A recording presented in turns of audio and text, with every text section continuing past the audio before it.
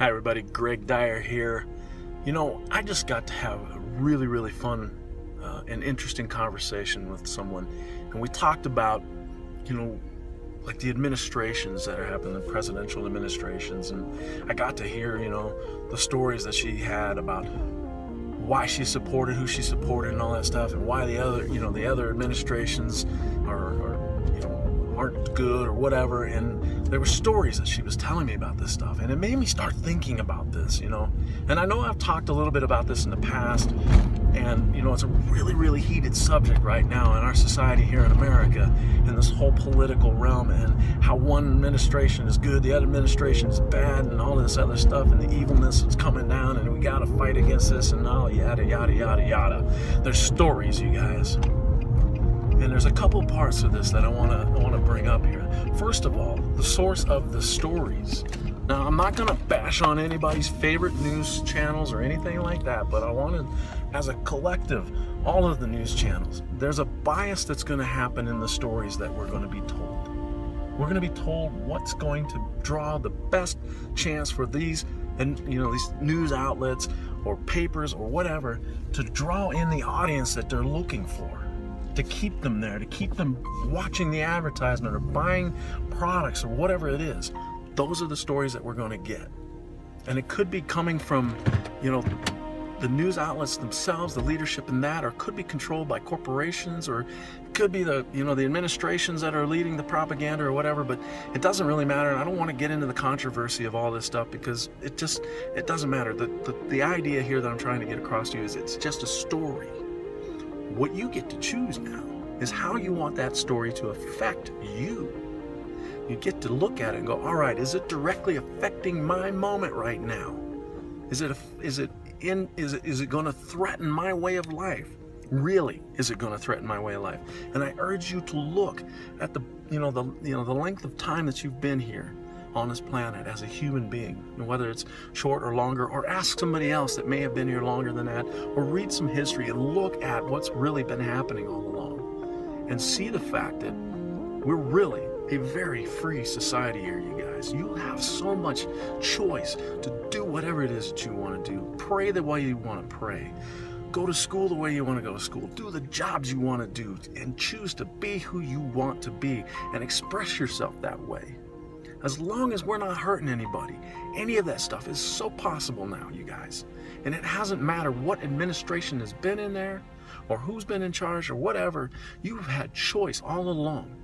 Even in this world of corporate lead and all the the products that we have to buy and services and all that stuff, and we're told to do and all that, we're still free to make choice of any of this stuff and choose the things that are right for us. And that goes for the stories that we have too. You have choice to choose these stories. Now, these stories are coming down. You got a choice right now.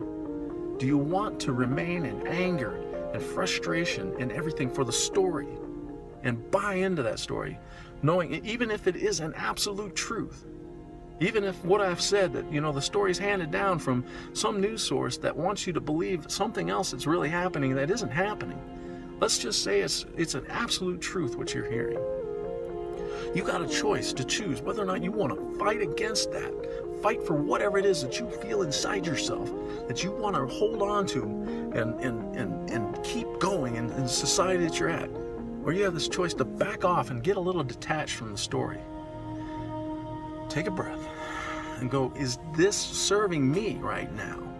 This action, being angry, walking around angry, taking myself out of the moment, and the possibilities that are here right now, the interactions with the people around me, the interactions with Source, whether God telling you what, giving you ideas of what you could be doing in this moment, spending it with loved ones or whatever it is, you're still free.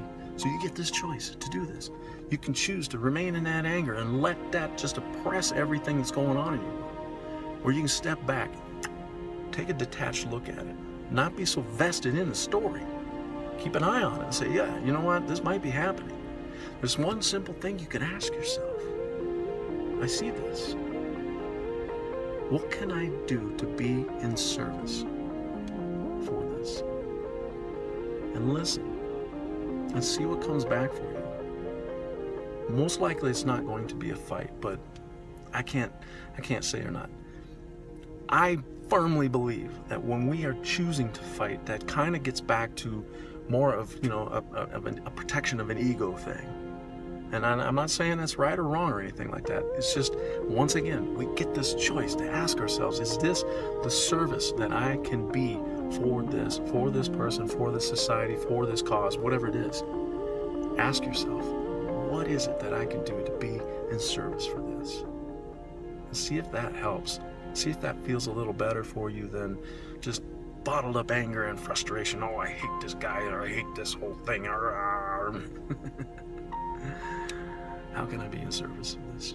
All right, you guys. That was kind of a long one, but I appreciate it. Hey, look, I've got a workshop coming up in January 27th.